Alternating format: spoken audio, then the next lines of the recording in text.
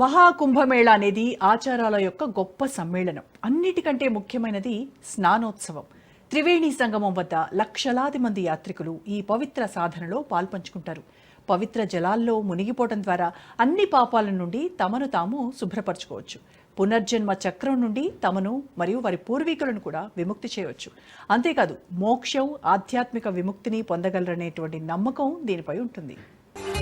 देवराज सेव्यमान पावनांघ्रि पंकजं व्यालयज्ञ सूत्रमिन्दुशेखरं कृपाकरं नारदादि योगी वृन्द वन्दितं दिगम्बरं काशिकापुराधिनाथ कालभैरवं भजे।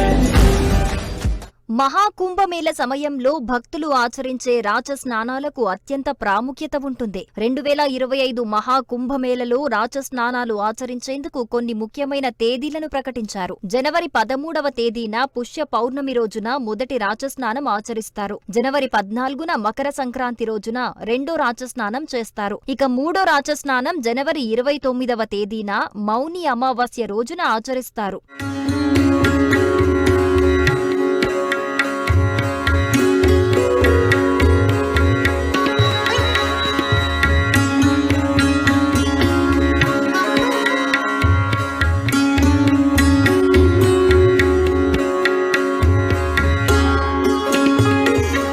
నాలుగో రాచస్నానం ఫిబ్రవరి 3వ తేదీన వసంత పంచమి రోజున నిర్వహిస్తారు.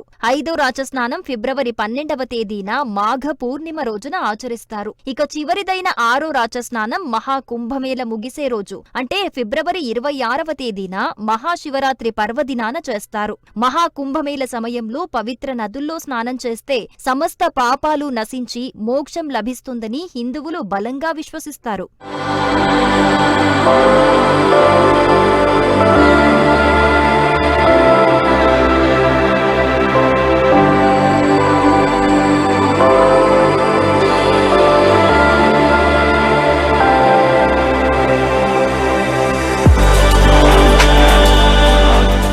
భారత చరిత్రలో కుంభమేళకు ఎంతో ప్రాధాన్యతుంటుంది. ప్రయాగ్రాజ్లో నిర్వహించే మహాకుంభమేళ ప్రపంచవ్యాప్తంగా ఉన్న హిందూ భక్తులకు, సాధువులకు ఒక పెద్ద ఆధ్యాత్మిక సదస్సుగా నిలుస్తుంది. మహాకుంభమేళకు 850 ఏళ్లకు పైగా చరిత్ర ఉందని చరిత్రకారులు చెబుతూ ఉంటారు. ఈ మహాకుంభమేళను ఆదిశంకరాచార్యులు ప్రారంభించినట్లు తెలుస్తోంది.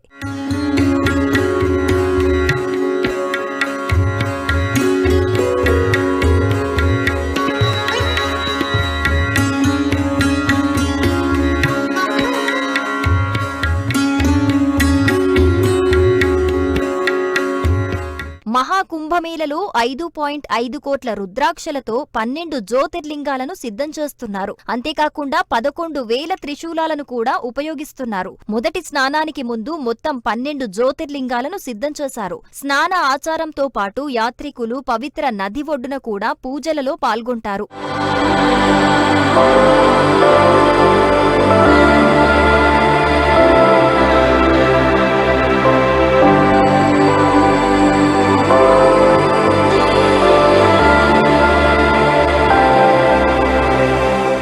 వివిధ సాధువుల నేతృత్వంలోని జ్ఞానోదయ ప్రసంగాలలో చురుకుగా పాల్గొంటారు. అమేథీలోని మహాకుంభ సెక్టార్ 6లోని సంత్ పరమహంస ఆశ్రమం శిబిరంలో ఈ ప్రత్యేకమైన జ్యోతిర్లింగాన్ని నిర్మిస్తున్నారు. ఈ శిబిరం నాగవాసుకి ఆలయం ముందు ఏర్పాటు చేశారు. జనవరి 12 నాటికి 12 జ్యోతిర్లింగాల నిర్మాణ పనులు పూర్తవుతాయంటున్నారు అధికారులు.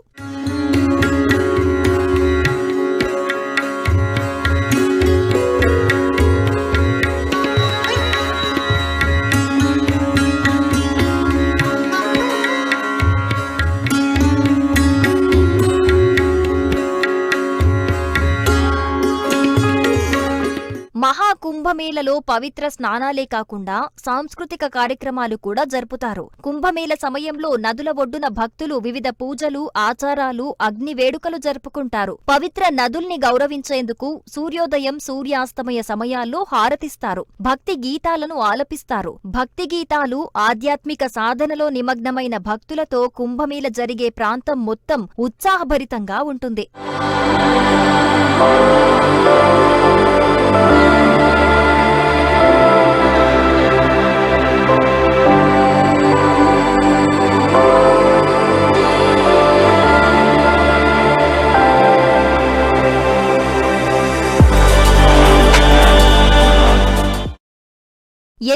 ఆశతో ఎదురుచూస్తున్న పుష్కరాలు రానే వచ్చేశాయి. స్వర్గమే భూలోకానికి దిగి రాబోతోంది. సకల దేవతలకు ఆహ్వానం పలికేందుకు పవిత్ర భూమి ప్రయాగ్రాజ్ ముస్తాబవుతోంది. 101 దేవతల ఆశీర్వాదం పొందేందుకు కోట్లాది మంది భక్తులు తరలివచ్చే మహా జాతరకు హైటెక్ టెక్నాలజీతో హై లెవెల్ అరేంజ్మెంట్స్ జరుగుతున్నాయి. దేశంలోనే అతిపెద్ద ఆధ్యాత్మిక సంబరం జరగబోతోంది. యావత్ దునియాలోనే కోట్లాది మంది భక్తులు పుణ్య స్నానాలు ఆచరించే మహా వేడుకకు సర్వం సిద్ధమవుతోంది. देवराज सेव्यमान पावनांघ्रि पंकजं व्यालयज्ञ सूत्रमिन्दुशेखरं कृपाकरं नारदादि योगी वृन्द वन्दितं दिगम्बरं काशिकापुराधिनाथ कालभैरवं भजे. స్పెషల్ షోలో షార్ట్ బ్రేక్ తీసుకుందాం. Stay tune.